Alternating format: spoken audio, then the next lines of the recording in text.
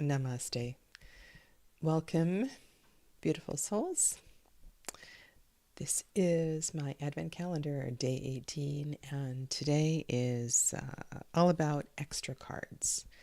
I'm going to show you some favorite extra cards as well as what you might do with them. Okay, so welcome. If you're new, my name is Sadhana, and it's lovely to have you here.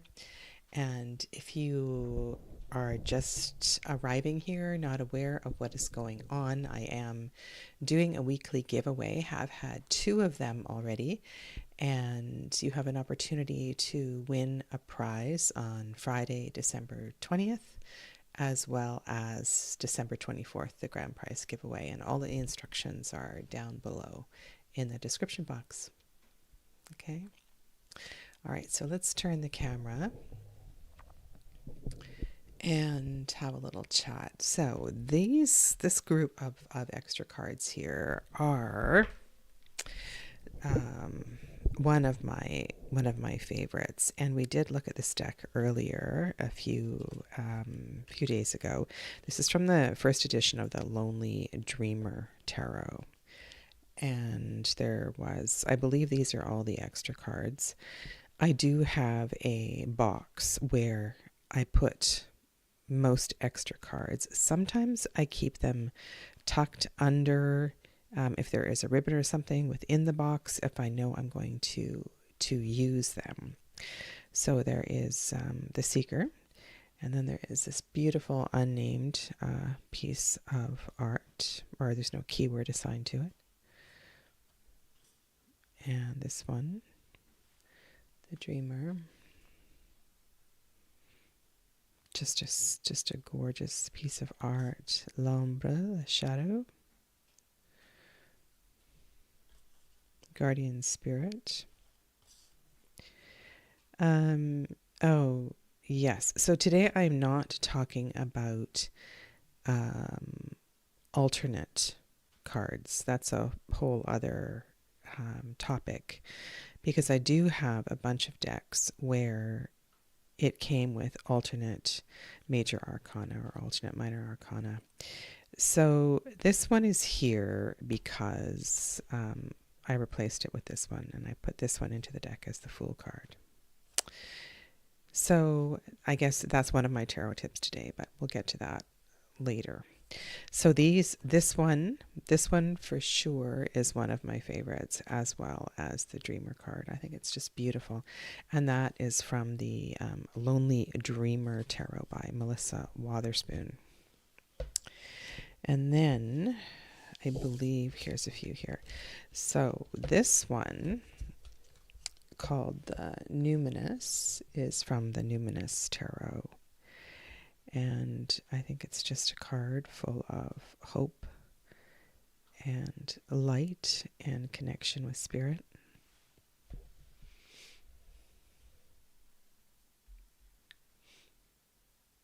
Welcome to Amelia. Namaste.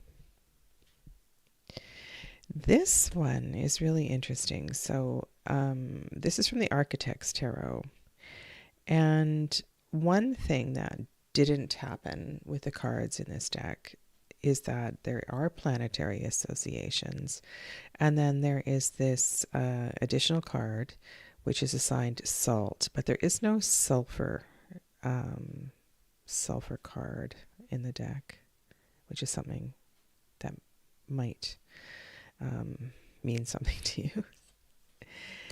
This one I really like for the keyword, and I'll get more into that in a moment, but this one is called The Womb, and this is from the Star Seeker Tarot. And this is an old favorite. This, of course, is from the Naked Heart Tarot.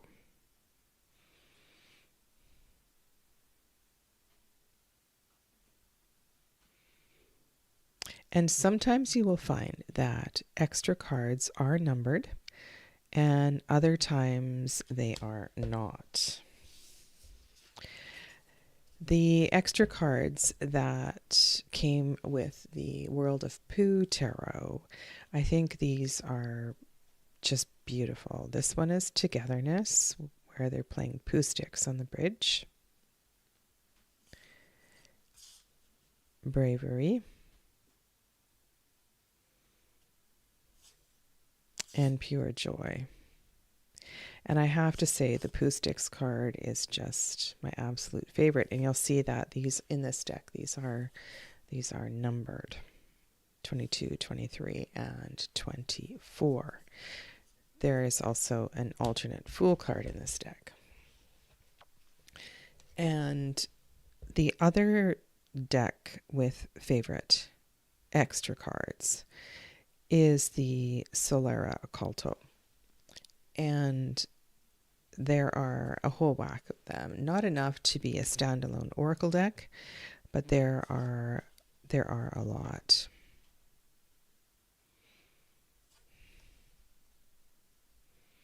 Grief,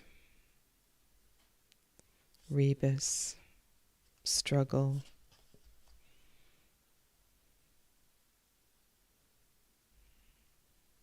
faceless judgment,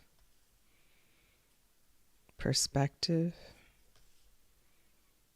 salve et coagula, hope,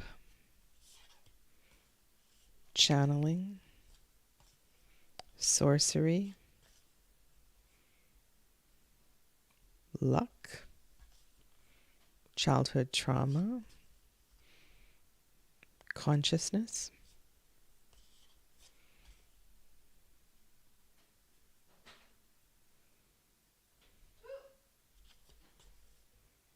so just a whole bunch, right? Even a red card. So not enough to be a standalone oracle deck.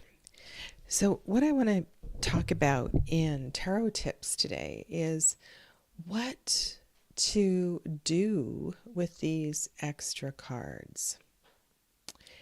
And sometimes people just don't know what to do with them. So I'm going to just go through these favorites and tell you some of the things that I do with them.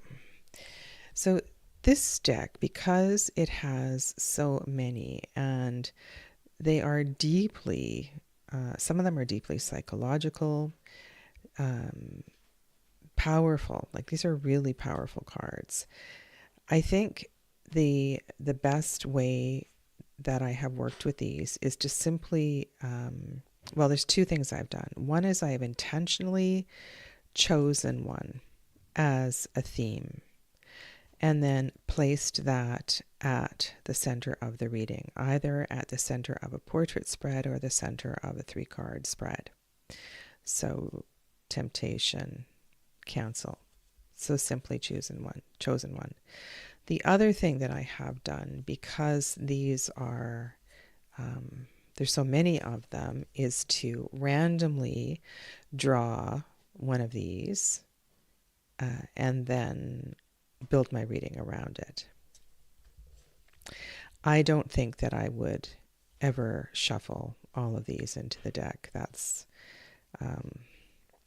it's something for me that doesn't quite feel right, especially with this many cards. Tarot has an order and a system to it. And when you change the number from 78, you do something to the integrity of tarot. And you might be okay with that. That might not be important. But for me, adding oracle cards, more than one anyway, even one, you're kind of messing with the magic of the numbers. So those first two suggestions are certainly something that I would do. Now, sometimes I know my decks pretty well, and I will not only choose a deck for its theme, its energy, and that might be fitting to a season or a particular issue that a client is having or I'm having. But I also may recall one of these cards. There's something about the extra cards that I always remember. And so in this case, good morning, Christine. In these days, in this case, there might be something very warming, and I may again use one of these cards as a significator, as inspiration for a question, whether that is my own tarot reading or a journal prompt or an inquiry for another. I may also give these 3 cards to the querent when they say they don't have a question, and simply say, which one of these topics would you like to work on today?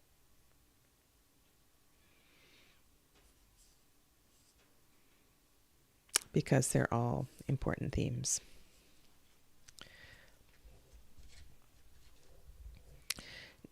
The Naked Heart card is one that I feel is has a lot of layers to it.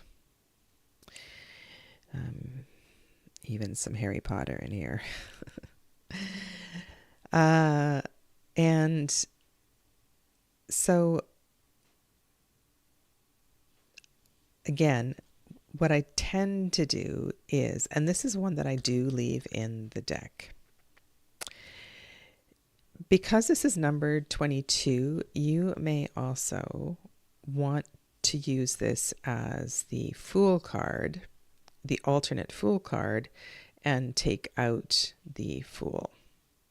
And then you would have your integrity intact, 78 cards in the deck. And that works perfectly because the alternate, another number for the Fool is 22, so that works fine. If you're going to have a 79th card, what I would do is to locate where this is in the deck and build my reading around it.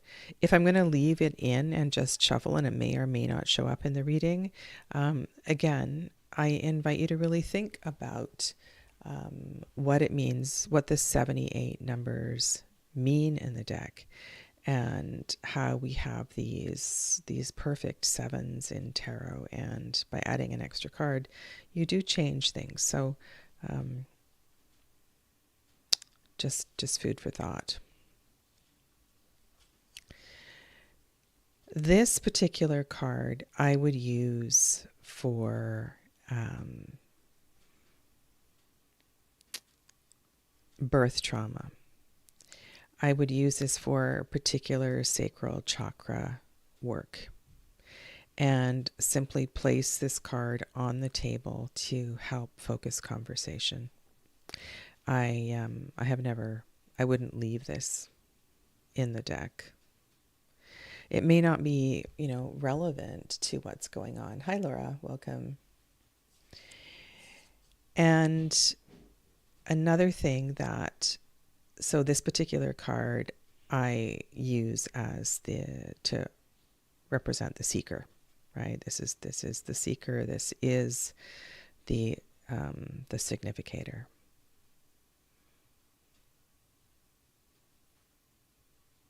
As opposed to a topic, right? So this may prompt a topic. This is the seeker.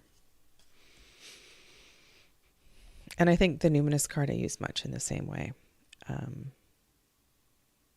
as the Naked Heart card. Yeah. And of course, I have a lot of decks, a lot of other decks that have extra cards, and they're kind of just put away. I don't tend to use them. Okay. So let's do that. Let's use one of these methods as for the reading today. Christine, these are great suggestions. Thank you. I used to leave them out, but now shuffle them in and pull an extra regular card whenever an extra comes up. Okay. Yeah, I think some people are just lost with what to do in that regard. Okay.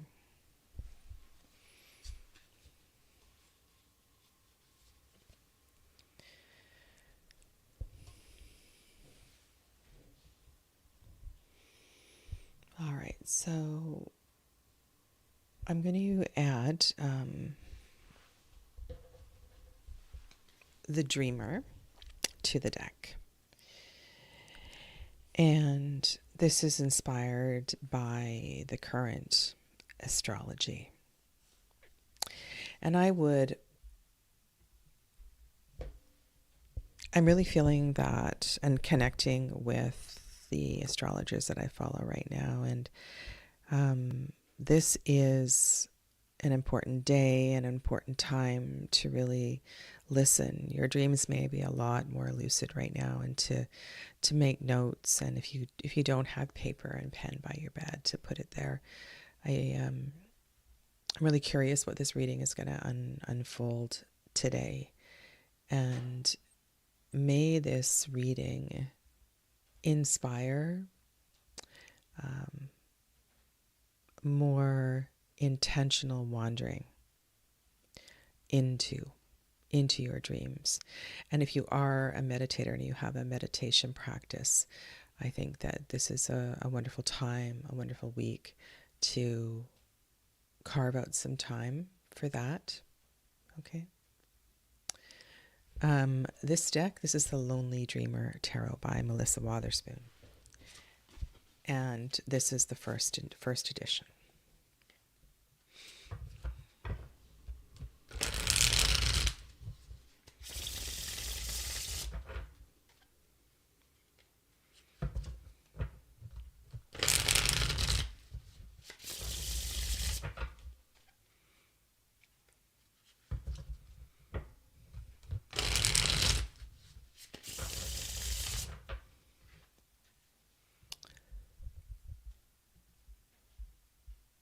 May this reading be in the highest, for the greatest good, and no harm be done. So be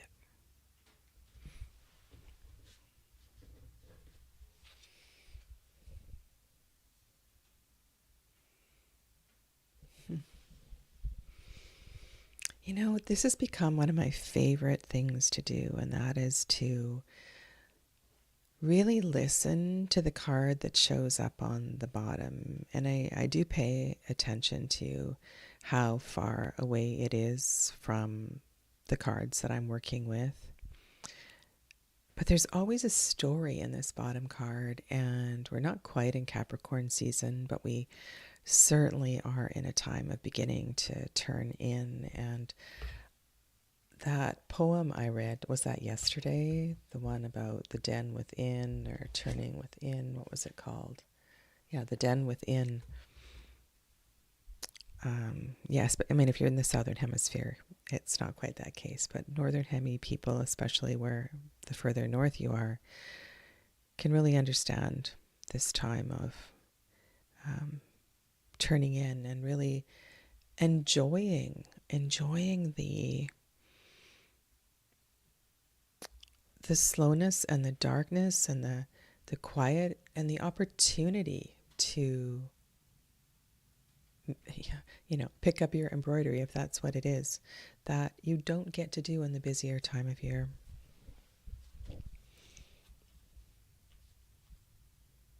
God, this Queen of Cups is just so gorgeous.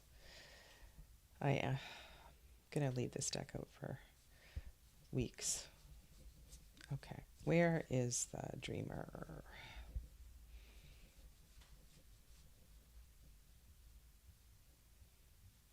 There it is. Okay. Okay, so let's see what's going on.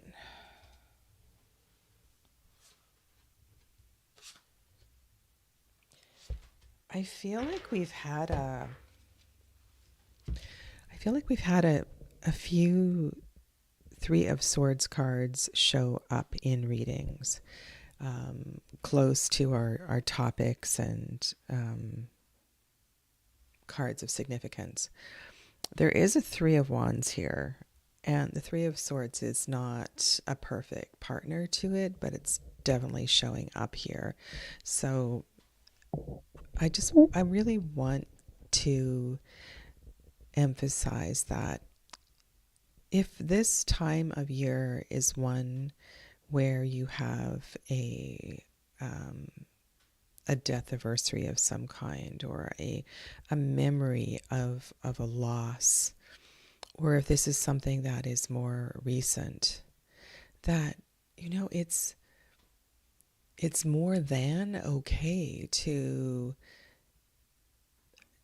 take this time and the sacredness of this season to be in the process of grief and healing, whatever stage you are at, rather than feeling like you're not doing what you should do, or um, looking after the traditions of the season. Your healing and your experience is really important. So the sort of changing your head around this and saying, yeah, this is a really sacred time. This is the perfect time to honor and to bring light and energy and healing to this loss that seems to be, I don't know if triggered is too strong a word, but hold a power over this time of year for me. And I just mention this because, yeah, like I said, there's been a lot of Three of Swords cards that it seems to me have been showing up. Okay. Welcome to Saskia. All right. So what is the suggestion here?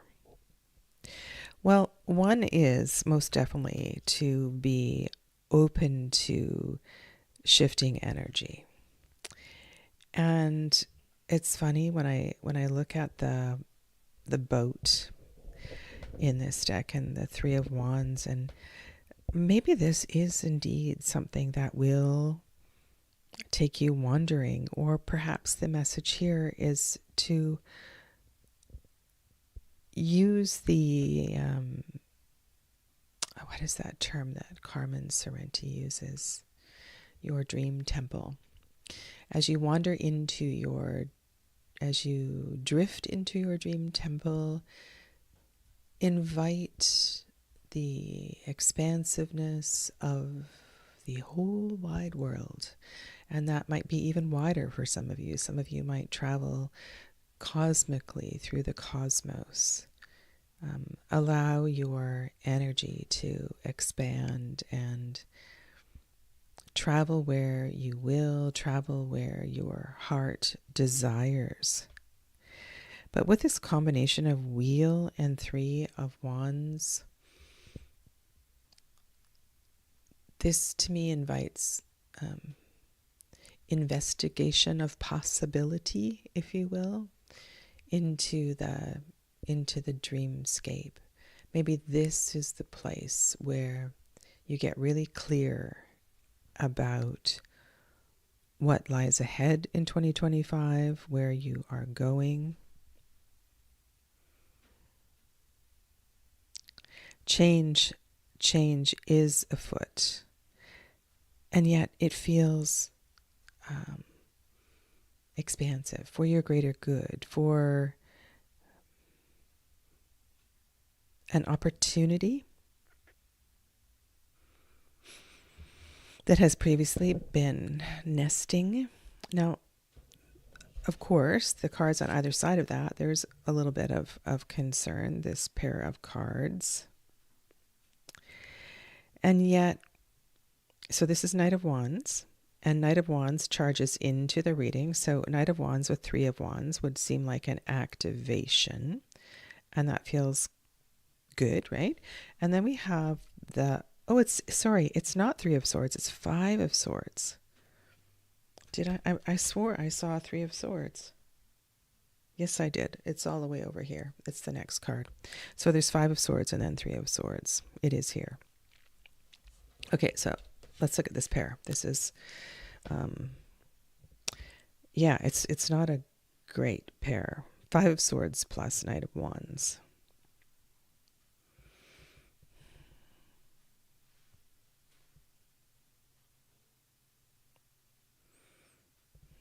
And the reason I'm saying that is because it feels volatile. It feels reactive. Um, Five of Swords can be quite reactionary, excessively not responsive, but reactionary.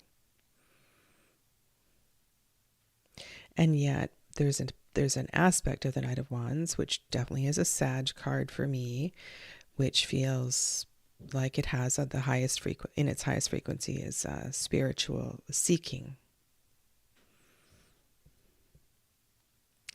And the thing about the Mars energy of Gibera, the Mars energy of the swords, also has a connection, I feel, to this kind of spiritual questing energy.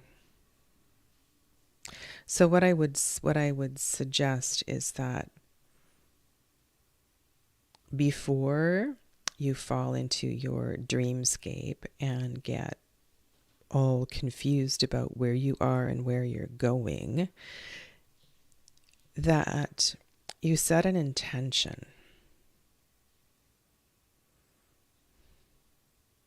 You know, sometimes we wander into the dream world and it becomes quite discombobulating. And I imagine this part of the dream could be, but I think it also has the potential to really clear something up if you know what it is you want to move through. So what I feel on the periphery here is there's definitely something to be cleared up. It's like I see this further out, then it's like if you can manage this, then this. So this feels like a bit of a project.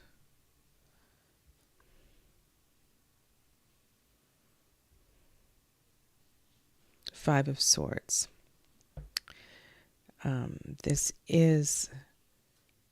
It's really important to understand your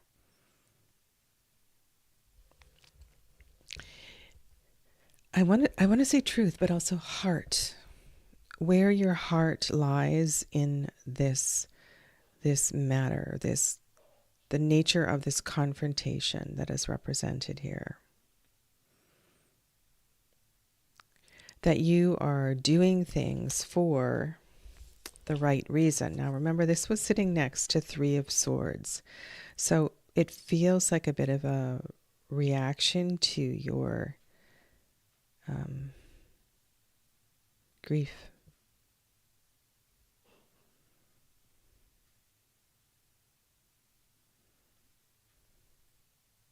Is it unnecessary protection? You know, sometimes when we're hurt, we say things we don't mean.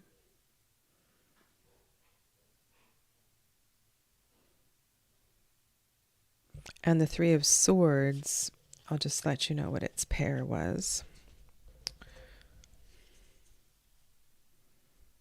Six of Pentacles.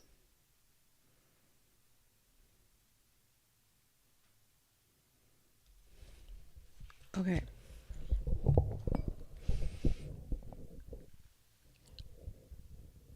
Bye, Christine. Okay, so yeah, so the invitation here with the message today is to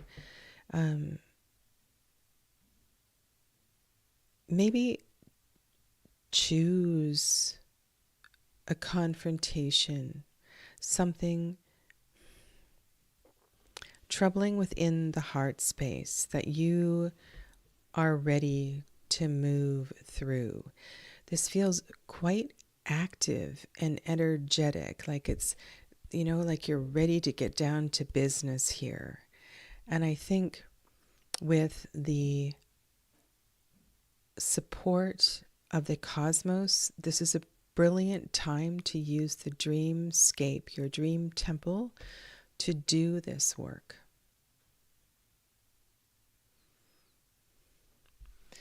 If you're reading planetary correspondences, we have the support of Jupiter here. The Sag energy feels very present in this reading as well too. So it's all very, very aligned. And that doesn't need to be you don't need to run out and buy a new dream journal. This can be a little piece of paper and a pen that you put on your bedside table. Yeah. And as always, take what resonates and leave the rest. It really is a gorgeous deck, isn't it? Oh my goodness. Well, thank you. Thank you for being here. And I will see you tomorrow for day 19. Take good care of yourselves. Namaste.